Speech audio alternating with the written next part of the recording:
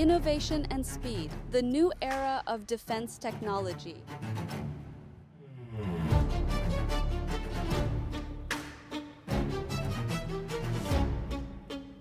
One-on-one with Marss, the global AI starts now.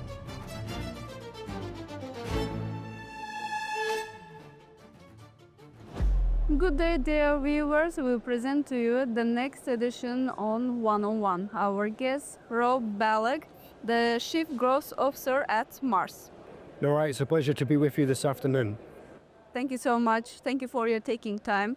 How do Marss AI-enabled unmanned and autonomous systems address current security challenges, and what advantage do they offer? As we're all seeing with the recent events, especially across Europe and elsewhere on the globe at the moment, we're fighting an asymmetric war.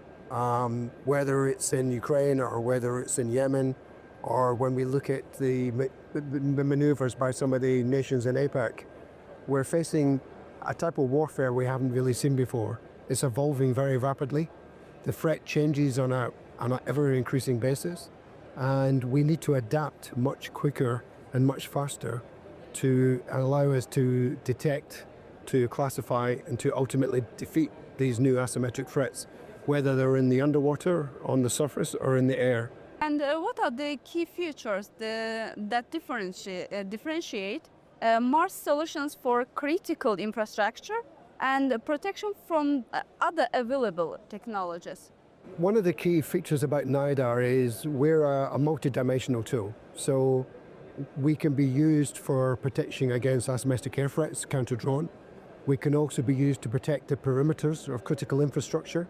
And we're able to protect the wider perimeter outside of that against potential land attacks or maritime attacks if I'm looking at a waterfront type environment. We're also what we call sensor agnostic. So where the end users have already invested in significant legacy type systems, we can integrate those legacy systems into a single situational awareness platform with the new technology and the new effectors to give the operator that ability to have a single picture to see all these different threats and all these different dimensions and defeat them in a structured manner.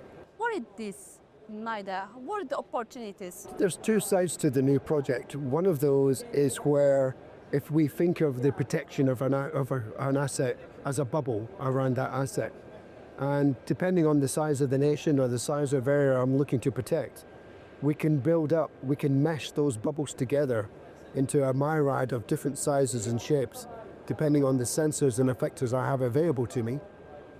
And we can mesh those all into one overall larger bubble that can operate from a central platform and can help to support the different operators, whether they're in expeditionary systems at the front line, or whether they're protecting an oil refinery, or whether they're protecting government buildings or a port.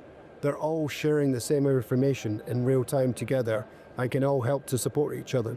And how important are integrated systems in reducing security risk across maritime and land and air domains?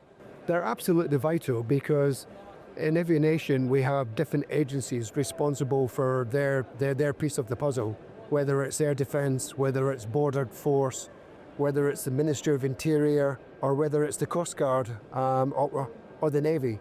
They all have their own assets and their own infrastructure, but in most cases, no one talks to each other. There isn't much information sharing going on. And sometimes that's complicated because one ministry will have different sensors to the other ministry. Using NIDAR, we're able to help integrate those legacy systems into that one platform, taking information from them whilst at the same time feeding that information back so that everyone is on the same playing field. Everyone has the same access to the information and everyone can support each other in that decision process.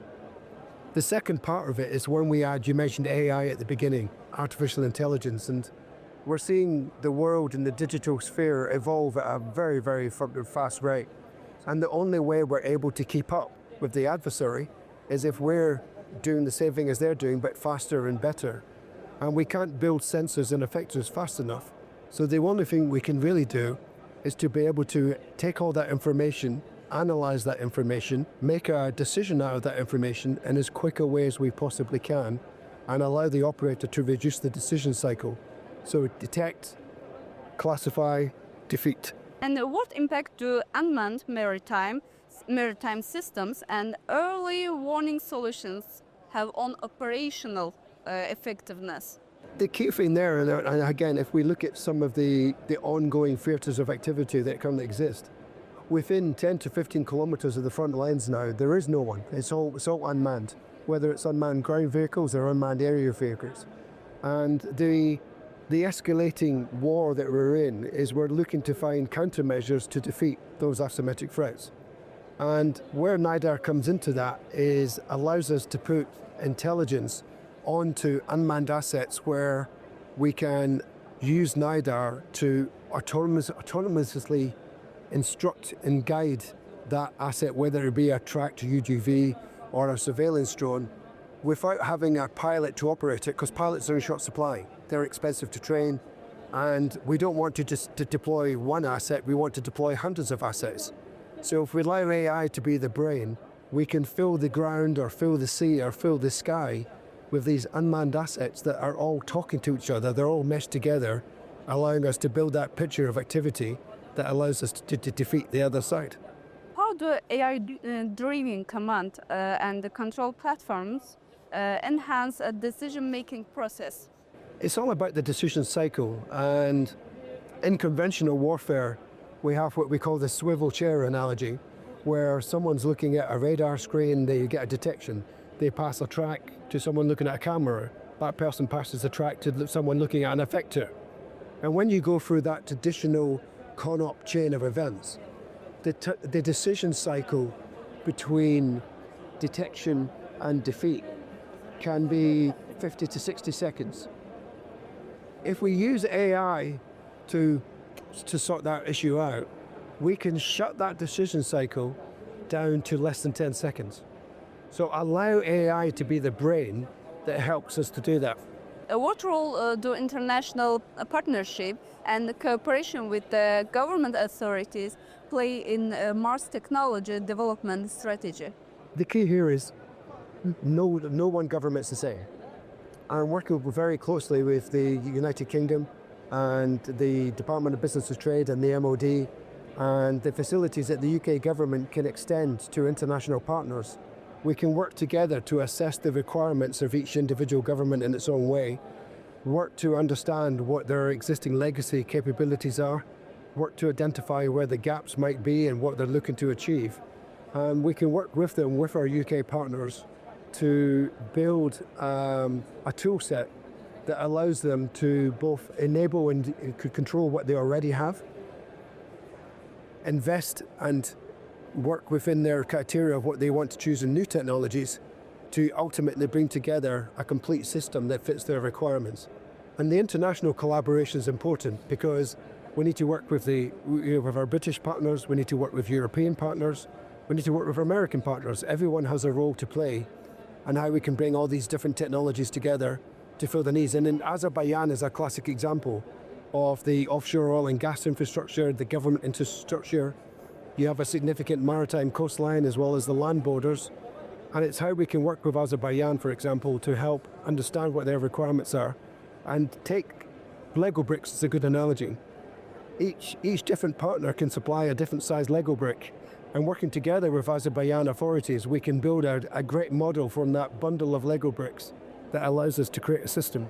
Now, so famous and so important for the AI technology. What is the future plan for the Mars Agency? The future plans is being aware, again, retaining that flexibility where today's provider of an electronic countermeasure system may not be the same provider in a couple of years' time. So where we may use an American piece of technology to do one thing today, I may need to be able to marry that American technology to something developed in Azerbaijan, for example. So having an open architecture approach. So many historical companies operating in this sphere, they work on a closed architecture that doesn't like to open itself to working with multiple different partners and different agencies. Here at Mars, within NIDAR, we operate an open agnostic approach where we want to help people develop, we want to help people to grow, enhance national and domestic capability, whilst at the same time keeping up with that AI race as you described earlier. And finally, in light of ongoing changes in the global defense industry, what are the Marss short and the medium-term priorities? Short and medium-term priorities, that is a very good discussion. I guess the biggest factor that, if we focus on air defence for a moment, the advent and the rapid proliferation, is the right word, of fibre optic drones.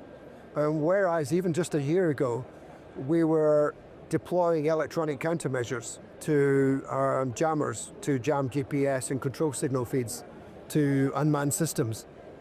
Fibre optics makes that much more difficult, and we've gone from 10 kilometres to, I just saw last week, a spool being captured with a 50-kilometre spool on it.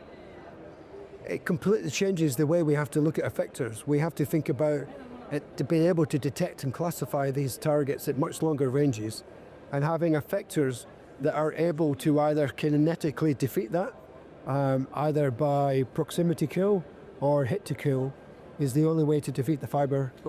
Thank you for your taking time and insight, Mr. Balloch. Thank you, Nat. It's been a pleasure talking to you. Thank you. So much.